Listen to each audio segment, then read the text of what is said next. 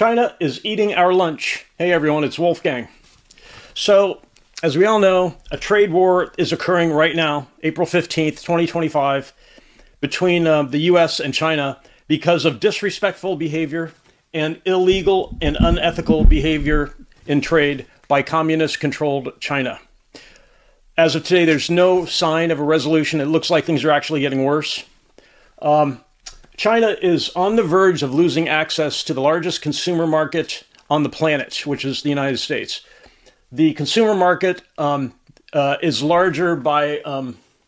vastly larger than China's consumer market. Some people wonder, why can't China just sell the same amount of goods in their own country? It's a good question. Maybe someday that will happen. Right now, it is not happening. There's a lot of reasons why, but the U.S. is the largest consumer market on the planet. We buy everything from everywhere, and China is losing access to that. And they're reacting like a spoiled brat, basically. China's economy is on the verge of becoming crippled. It's such a big portion of China's GDP, the ability to sell what they make in the U.S. market, that if they do lose access to our market here in the U.S., they are going to have some massive social upheaval. And unfortunately, in a communist country, a dictatorship, the citizens don't have any recourse unless they figure out how to band together more effectively. The U.S. right now, the reason this got started, the U.S. is losing almost $1 trillion a year in economic damage caused by China. And there's a lot of reasons why it's happening, and I'm going to explain some of them in this video. So there are several ways that China is ripping off the United States. These are just a few of them. Intellectual property theft. Intellectual property includes designs of products, patents, methods of doing business, trade secrets. Intellectual property theft has victimized Apple Computer, Tesla, and really any company operating in China. Back in the, a couple of decades ago, when U.S. companies wanted to start doing business in China because they thought this is a large market, there's a lot of people, it didn't pan out that way. One of the reasons is, in order to be able to conduct business in China, the communists require that you cooperate with them and surrender some of your intellectual property, if not all of it. The U.S., if you compare that to the U.S. makes no such demands. If you look at all the companies who have set up shop and are doing business in the United States, there is no way with our court system that our government could tell foreign companies, you have to surrender your intellectual property or you can't do business in the United States. So we don't do that, but China does. China requires companies like Apple Computer, Tesla, every company literally, to give up intellectual property to have access to the China market. All the United States is doing is asking for fair treatment of U.S. products in China, as an example. So another way that China rips off the U.S., part of this $981 billion per year of losses the U.S. suffers, forced technology transfers. Here are some victims. Ford Motor Company, Saleen Automotive. Saleen's an interesting story. Saleen Automotive set up shop in China back in, I believe, 2013. That company was nationalized by the Communist Party. They basically stole the company. So the Saleen Automotive, which was a billion-dollar investment in China, was literally stolen by the Communist Party. It almost bankrupted Saleen. And there are others that this has happened to. Other companies who went to China and had everything just literally stolen out from under them. Another way that China rips off the U.S., and some of these things are being done to other countries, not just the U.S., overcapacity dumping. So what dumping is, it's basically this strategy or tactic. We will overproduce something and drive down per unit costs so low that we will bankrupt other companies. John Rockefeller did this when he was building Standard Oil. He would underprice competitors below their costs, drive them out of business, and then take all their customers. So overcapacity dumping is a technique used by unethical trading partners to wipe out native U.S. companies. So some of the victims are Alcoa Aluminum, U.S. Steel, and others. So dumping has been done by other countries in the U.S. Back in the 1980s or 90s. some countries were dumping computer chips, semiconductors, in the U.S. market, and the U.S. Fought that off and put a stop to it. And that's what the U.S. is trying to do right now with China, because China is so far overboard with the way they cheat that it makes that dumping that occurred with computer chips in the 80s and 90s look trivial by comparison.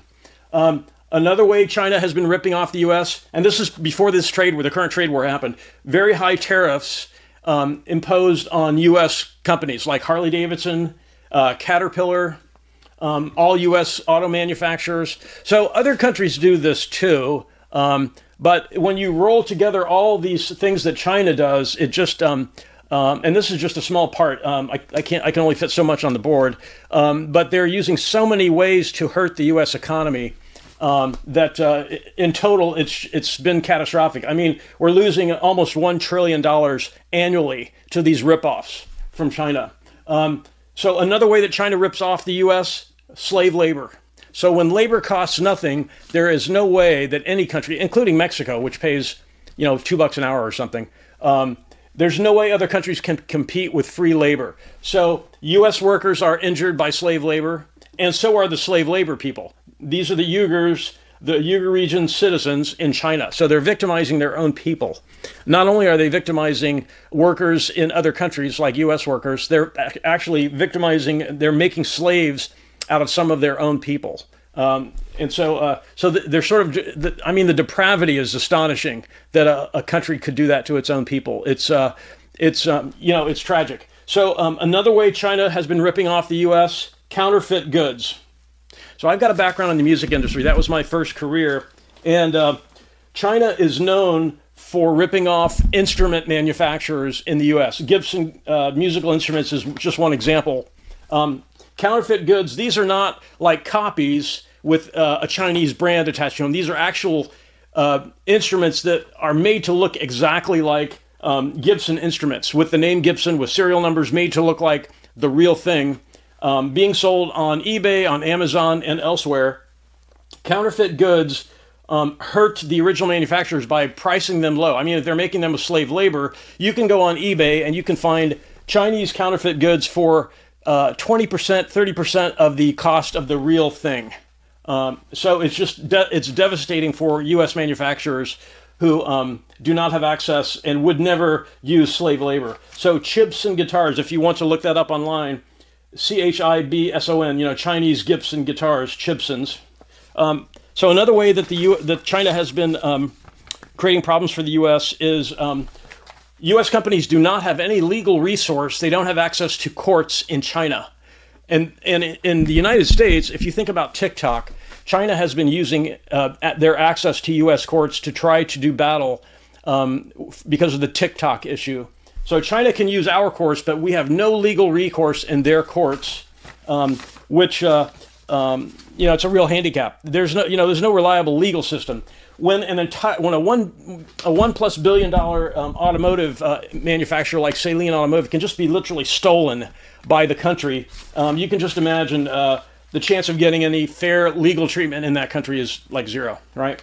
So China has been eating our lunch, and the takeaway from all this, if you're a manufacturer, if you're a company, have nothing to do with China. I mean, absolutely nothing. Do not manufacture there. Do not source products from there, because at any time you could find your products knocked off and copied and being sold for a third of the price that you must charge on the same website you use, Amazon, eBay, and so on. The takeaway is do not do business with China. If you're a company right now being affected by the tariffs, I'm very sorry that's happening. One way to avoid that going forward is to just not do business with China.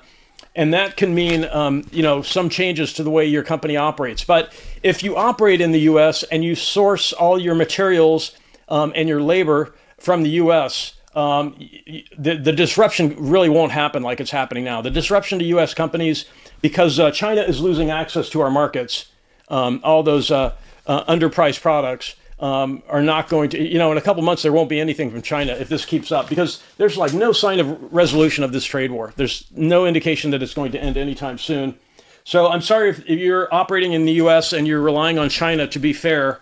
They don't play fair. And It's really unfortunate because if you think about it, any other country that has a lower cost of labor, generally they can sell the stuff they make in their own markets and not victimize other countries, because China is victimizing so many of our companies. We're losing almost $1 trillion a year here in the U.S. because of their behavior. And it's not a good thing. They have a huge, China has a large population, so they have the potential to manufacture and sell to their own country and not have to rely on ripping off us or other countries, because it's not just us that they're doing this to. So if you have any questions about this, it's affecting a lot of us right now. The trade war is affecting a lot of us. It's going to affect us going forward. And one of the things you can do right now is, if you are sourcing from China, is to find an alternate suppliers, if you're not doing that already. That's what I'd recommend. I'd be happy to answer any questions you have about any of this if you post in the comments. And I really want to thank everyone for watching, and have a great day.